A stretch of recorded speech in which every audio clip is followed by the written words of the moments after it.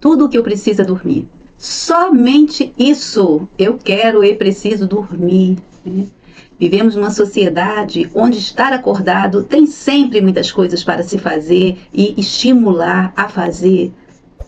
Vem de todos os lados, desde as telas, desde as tarefas, inquietudes, o fazer, né? Nós fomos simples assim, ou fazer, bora fazer o tempo inteiro, sem parar, como se o nosso corpo e a nossa mente não precisassem desse descanso, né? Então, bora neste vídeo entender o que a gente pode melhorar a saúde do sono na menopausa. Se você ainda não está inscrito no canal, se inscreve, comenta, curte, entrega, envia para uma mulher que precisa desse auxílio, né, dessa ajuda, porque a gente vê aí muita fala de especialistas, né, mas a mulher na menopausa, ela precisa de um muito mais, né, porque senão os problemas estavam aí todos solucionados. Vamos ver se a gente consegue, pelo menos um apoiozinho nessa minha fala, e o que pode te ajudar aí? Bora lá, você aí que não está dormindo, que não tem tempo para dormir, porque acumula tantas coisas na tua cabeça que fica difícil dormir, né, dormir tá difícil, né, eu entendo sobre isso.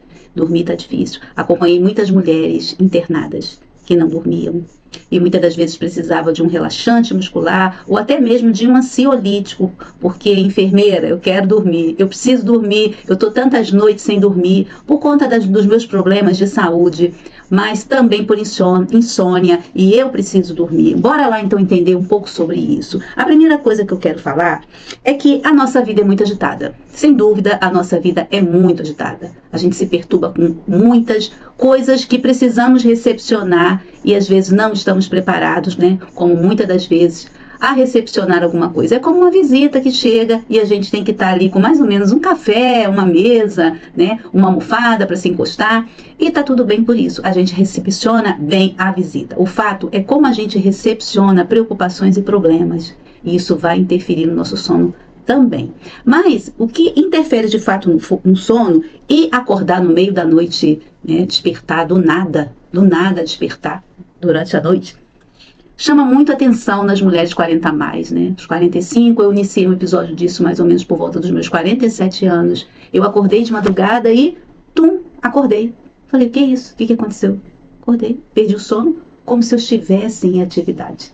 E o mais interessante, quando a gente dorme, a gente produz, né, uma recuperação celular, uma reparação no nosso cérebro. E aí a gente vai falar sim da importância dessa melatonina, que é um hormônio importante. Ele é que vai atuar ali no sono e fazer coisas milagrosas. Mas eu costumo dizer que ele é muito fofoqueiro. Ele tem vizinhos. E os vizinhos são cortisol e adrenalina. E aí, se eu não fizer essa reposição, se eu não produzir a melatonina, eu vou incomodar esses vizinhos. E aí o que vai acontecer com eles? Eles começam a ativar. Eles começam a trazer os elementos que eles querem, né? Que é a bioquímica, que é o funcionamento para esses neurotransmissores. E aí a vizinhança começa a despertar. E como eu faço? Quando eu entendo que existe uma parte aí fisiológica do meu cérebro que ele vai fazer o trabalho dele independente de eu dormir ou não. Só que quando eu durmo, a recuperação vai ser muito maior, reparadora, vai atingir tudo que eu preciso para no outro dia vivenciar as minhas experiências, as minhas ideias, a minha memória. Eu vou funcionar muito melhor do que quando eu não tenho esse sono reparador. Inclusive, quando ele é induzido por medicamentos, com certeza eu também não vou ter esse sono reparador que eu preciso, que eu quero. Ele pode sim funcionar, mas ele pode também não funcionar, e à medida em que eu utilizo esses recursos, também vai chegar uma conta para eu pagar, porque é necessário eu conduzir esse sono de uma outra forma. E mulheres na menopausa, geralmente, elas começam a criar uma ansiedade muito grande só de pensar que tem que dormir, porque elas vão dormir e muitas das vezes elas não conseguem pegar logo no sono, ou muitas vezes elas dormem logo de tão cansadas que estão, e aí despertam na madrugada, no meio da mesa, e o que não tá bom, né? O que eu posso fazer para melhorar esse sono? O que eu posso fazer para trazer para mim a saúde, uma vez que eu já agora consigo entender a importância de dormir, né? O que o sono traz de bom, né? Imagine, olha, só de dormir já é muito bom. Imagine aquilo que você não está vendo, que o sono está produzindo em você. Existem algumas estratégias para facilitar esse sono. estratégias práticas e inclusive ferramentas. Tudo bem. Mas aí, primeiro, eu preciso gerenciar isso, comandar o meu sono, observando desde as coisas mais simples para as coisas mais complexas. As coisas mais simples, vamos lá, iluminação. Eu observo se essa iluminação ela não está me atrapalhando, né? Se a cortina, se eu tenho um momento de escuridão, se a luz do vizinho não vai me incomodar, se a luz do poste na rua não vai me incomodar, ou se antes não me incomodava e agora, olha aí, adotar as novas práticas e rotinas novas, quando a gente tem a consciência aí, né, dessa fase da menopausa, né, dessa perda estrogênica. Então, eu preciso reparar a iluminação, se ela é de média, forte, intensidade, baixa intensidade que me atrapalha, né? Eu, por exemplo, gosto de dormir no escuro. No escuro. E há mais de 30 anos eu não uso televisão no quarto. Eu usava ainda quando adolescentes, né? Uma tela, um rádio, um som. Hoje eu realmente, pela profissão que eu tive, que eu tenho, na verdade, vi muitos companheiros, colegas meus falarem que quando estavam em casa não dormiam, porque por não dormir nos plantões, acabavam acostumando a não dormir muito, né? E eu era aquela que era totalmente o contrário. Quando eu chegava em casa, eu dormia todas as noites e foram 38 anos de serviço noturno e eu nunca deixei de dormir nos meus horários em casa, respeitando pela pesquisa científicas, né, que ainda não existem pesquisas qual o tempo de sono é reparadora, de fato, mas se fala em 8 horas de sono para que a gente consiga fazer toda essa reposição necessária. E aí eu nunca fiquei sem dormir. Então, voltando aqui, a iluminação é um fator importantíssimo, né? Não deixe aí de reparar frestas, locais. Desde então, mesmo para aquelas que ainda não têm dificuldade de dormir, por favor, já comecem aí a implantar rotinas para que não, quando se surgir, você já está aí, né, resolvida com essa questão, já gerencia, já comanda bem aí esse pilar do sono, que é um autocuidado muito precioso. Uma outra questão, e que não deixa de ser menos importante, é a temperatura do ambiente. Então, se fala em 20 graus Celsius, né? Nós não temos um termômetro de ambiente, provavelmente em casa. Mas, qual é a temperatura melhor, né? É aquela em que você está com roupas leves, quando no verão, se preocupar com o calor excessivo, porque mulheres nessa fase têm aí as ondas de calor pelo hipotálamo, né, essa glândula, como tem vídeos aí que já explica, que repercute essas ondas de calor, né, e o estradiol não chega onde tem que chegar, e aí já começa a se adaptar a uma outra forma. E uma dessas formas são essas ondas de calor que são provocadas aí por essa glândula do hipotálamo.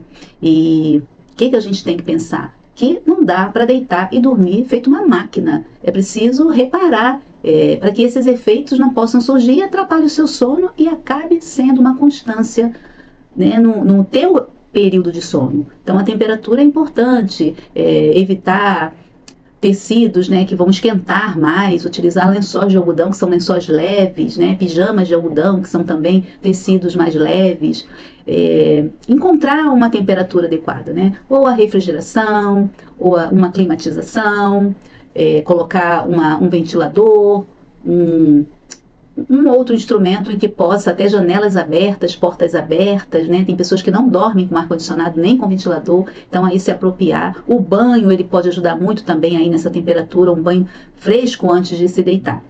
Uma outra questão é dê boa noite aos celulares. Pois é, o celular, ele tem aquela luz, né, a luz azul, que ele vai te atrapalhar o teu sono, mas aí a gente vai pensar nas telas do modo geral. Estabeleça um horário para você dá boa noite para o celular.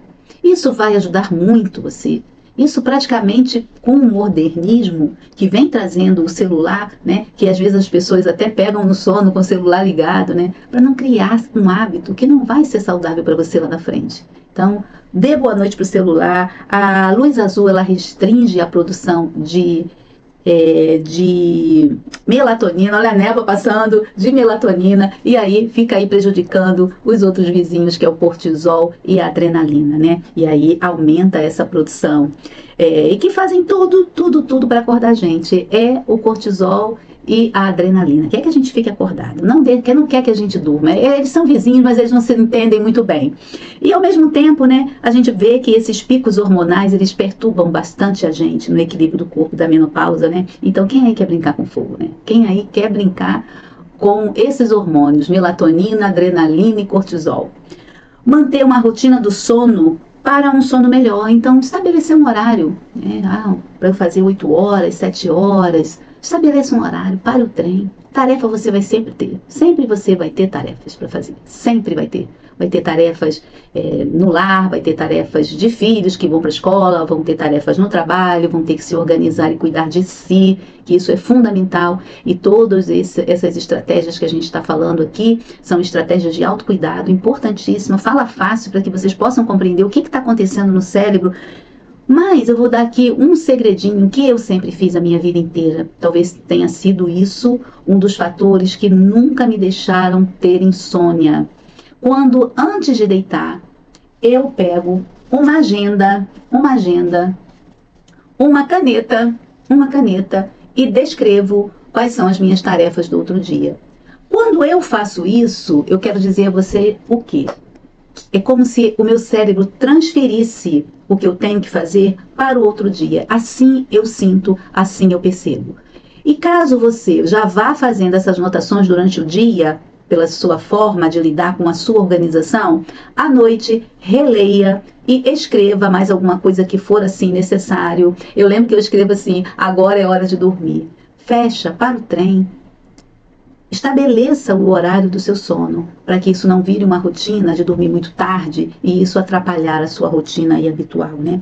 E essa prática do caderno, né, de anotar, da agenda, assim que vocês quiserem, ela é muito importante. Uma outra prática que eu também trago aqui, muito comum, é trazer o momento, né, atenção plena para o teu momento, né? Através de uma oração, uma gratidão, uma meditação, aquilo que você já traz, né? Acender uma vela, né?